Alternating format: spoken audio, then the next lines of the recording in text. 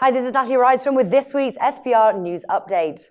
In a sensational win for daily fantasy sports betting sites DraftKings and FanDuel, New York State lawmaker approved a bill regulating and taxing fantasy sports. The multi-million-dollar industry is already supported by the professional sports leagues in the U.S. The legislation passed the New York Senate by a score of 45-17 last week. The next step is for New York Governor Andrew Cuomo to sign the motion into law.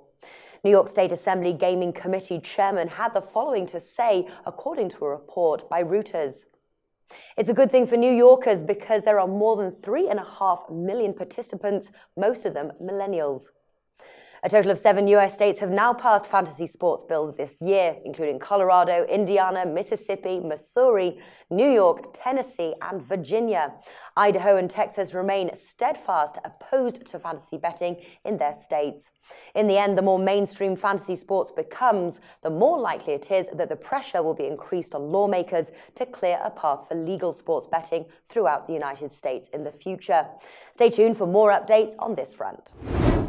A top-bet Sportsbook player has confirmed receiving a check after waiting for 2 months. The player initially filed a complaint as the Sportsbook was unable to honor a timely withdrawal through pay-to-card due to the processing issues.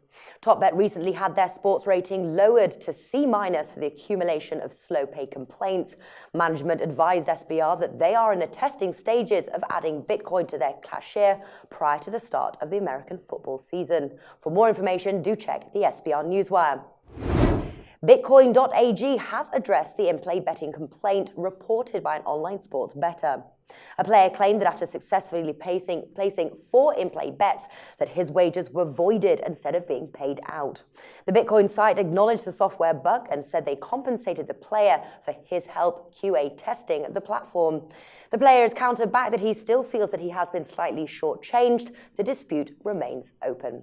That's all for me today. Do be sure to tune in to next week's show. For Sportsbook Review, I'm your host, Natalie Rydstrom.